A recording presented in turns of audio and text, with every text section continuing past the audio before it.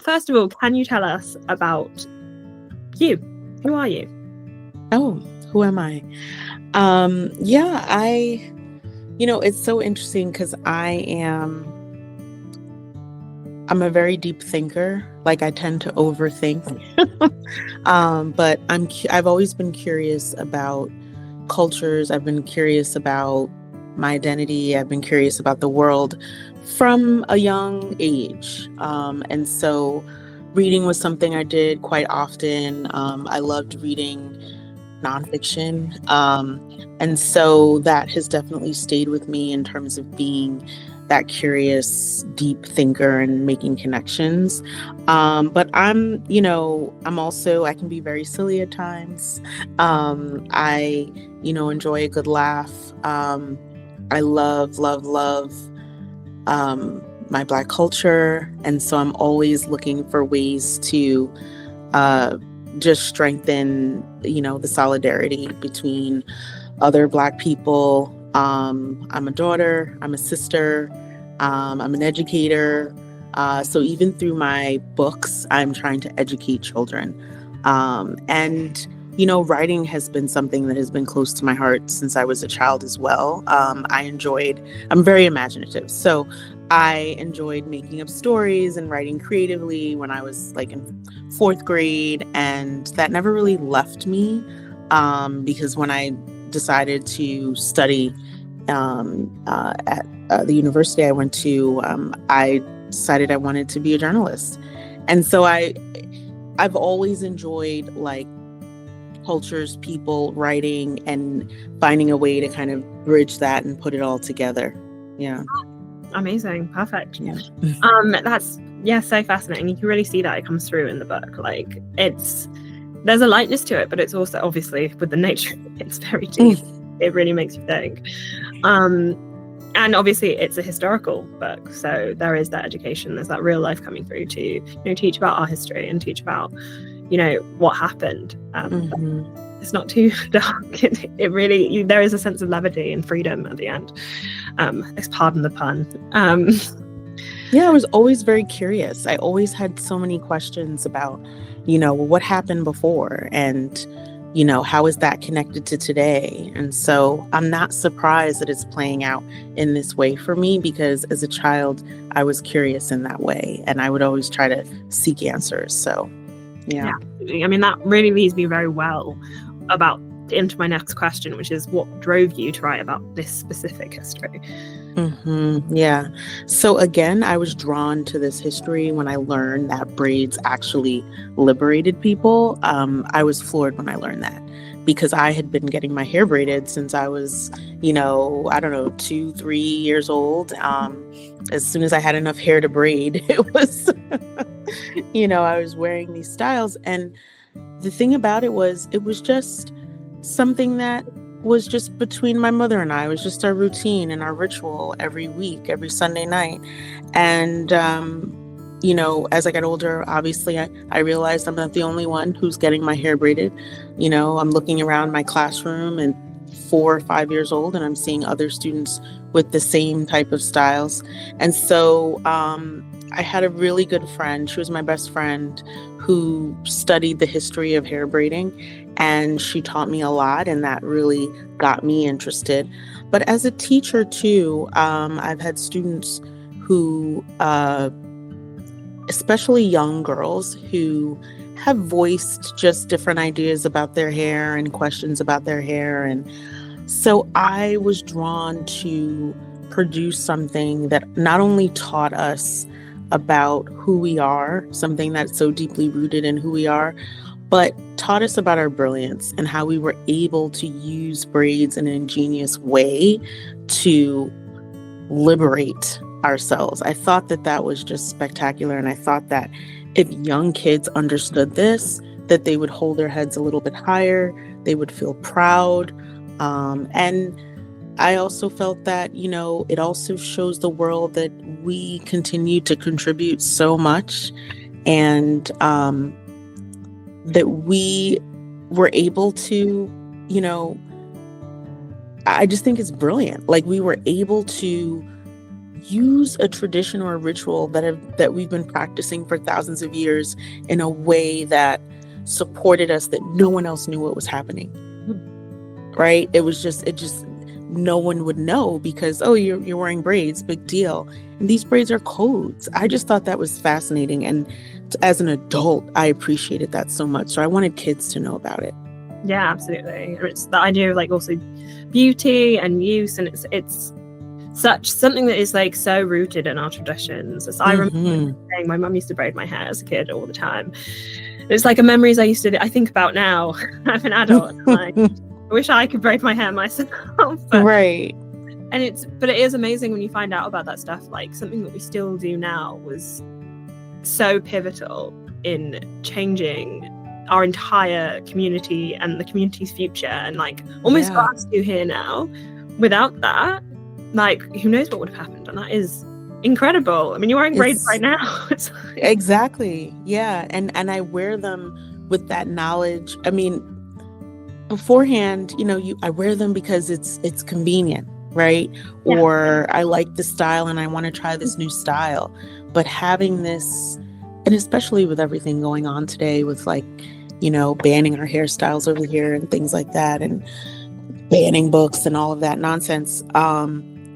It's a statement, right? It's a statement of this is who I am, and you cannot take this away from me. It has a deeper meaning for me now, for sure. Yeah.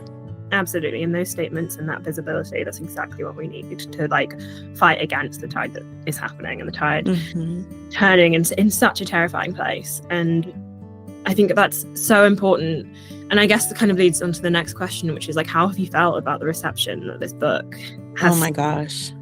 This is beyond. I literally feel like this is beyond the dreams that I had for myself. I was floored when Lantana, decided to work with me. I mean, that in itself was success. And to be so well received is literally the icing and the cherry on the cake for me.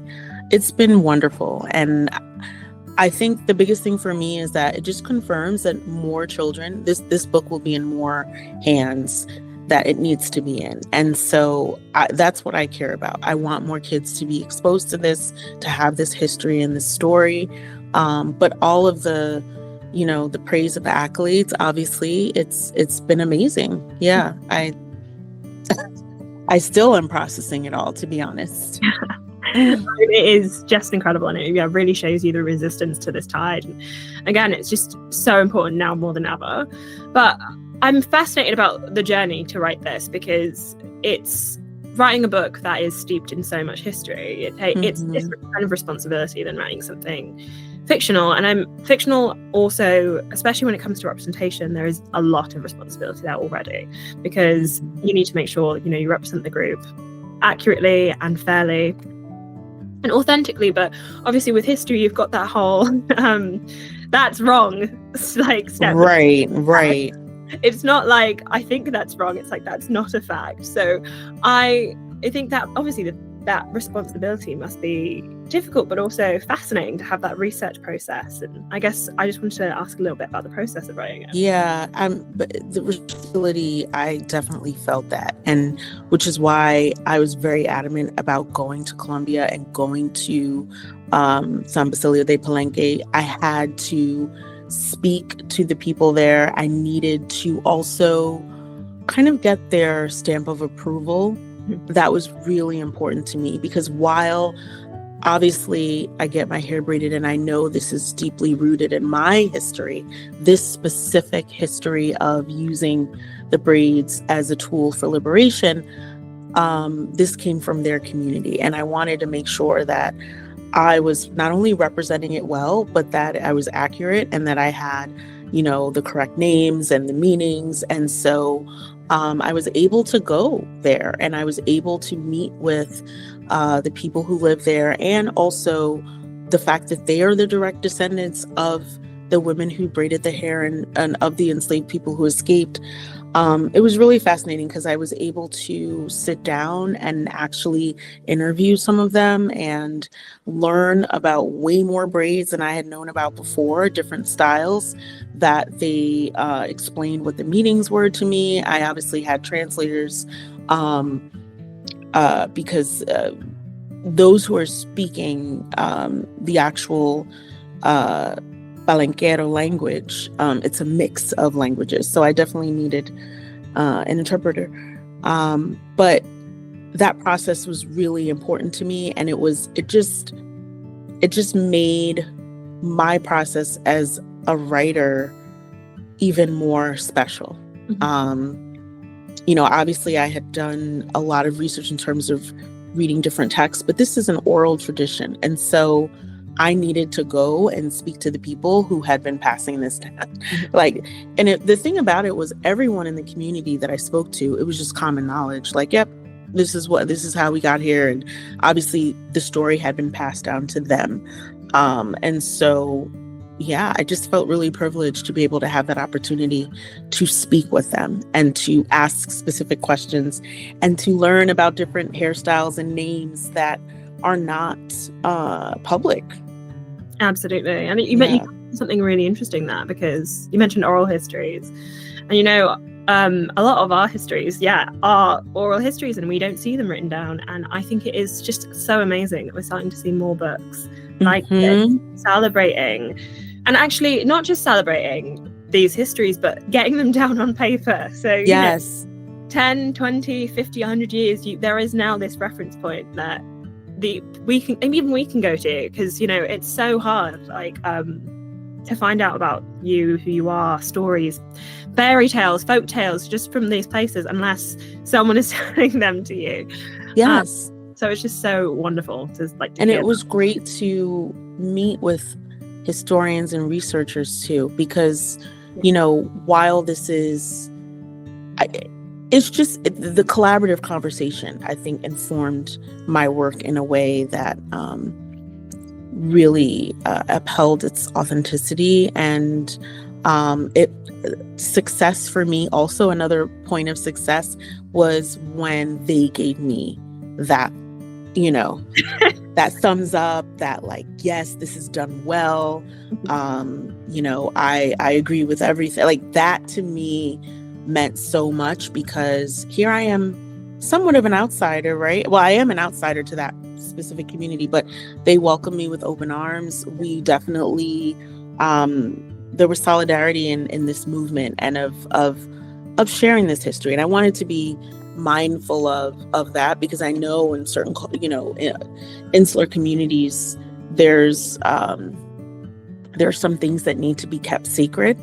And so, I that was definitely a moment of success for me when I went there, and they were supportive of this work. Absolutely. I mean, that's so good to hear, and it's such a wonderful book. So massive congratulations. Thank you. What was your response when you first saw the images? And that must have been a big moment. Oh my gosh. The first time.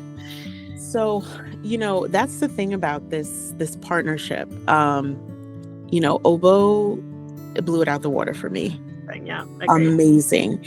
But you just don't know, how is it gonna come out? And the funny thing is, I didn't want to overdo it, but I had some ideas in terms of how I wanted things to look, and I had some notes, but I also wanted him to interpret my words the way that resonated with him, and he did an amazing job. I mean, I look at it to this day, and I'm so blown out of what he did with my words. He really shined a light and brought them to life in a new way, and I couldn't have even fathomed this. It's gorgeous, it's beautiful, and I'm so grateful for his brilliance with creating this work. It's amazing, and I get a lot of feedback about his artwork. I recently was at an annual African American Children's Book Fair in Philadelphia. That's a huge book fair with lots of award-winning authors and illustrators. And when I was, meeting with different people and introducing myself, they were like, "Oh yeah, we love that book." And there was a group of illustrators who were just like, "Yeah, that cover. Like, and then I just felt so much pride because it's stunning.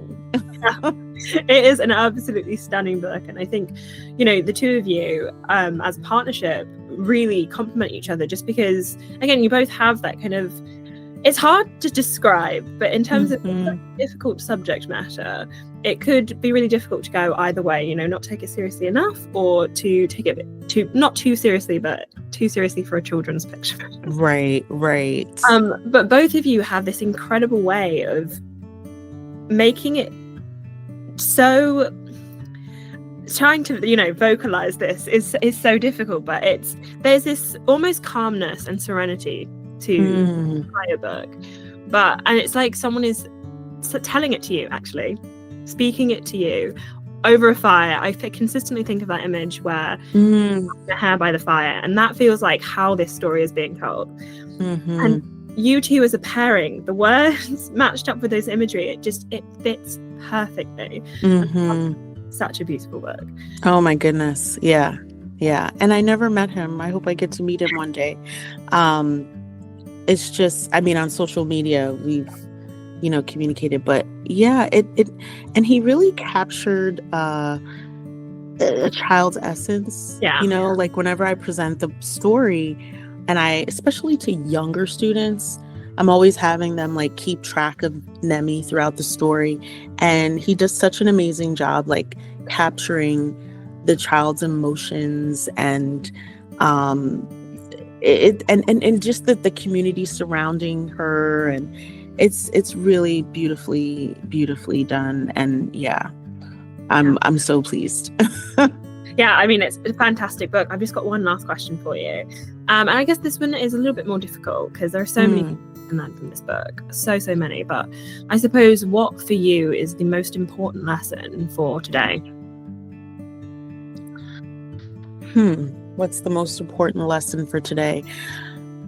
I think in a world where honestly we are constantly being challenged in terms of who we are and what we believe, I think the most important lesson for today is to continue to be true to yourself.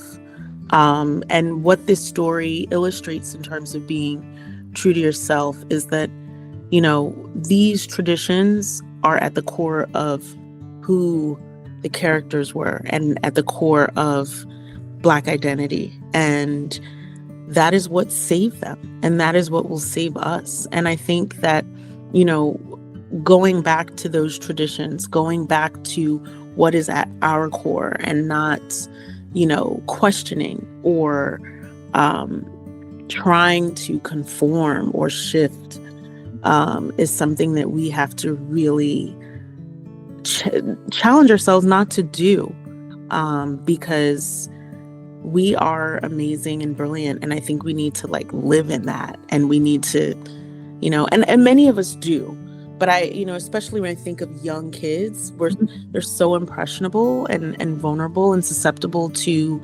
questioning who they are and questioning if they're good enough. And I think when you have a strong sense of who you are, you stand tall and proud.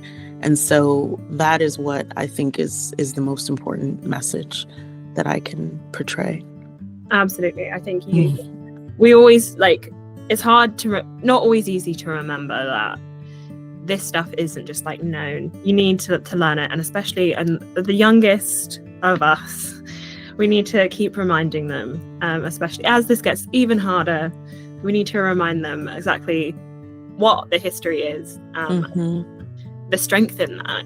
The strength, yes. It isn't just sad. There is so much strength in that. So you have done it absolutely beautifully. Thank you, Monique, and thank you. Okay.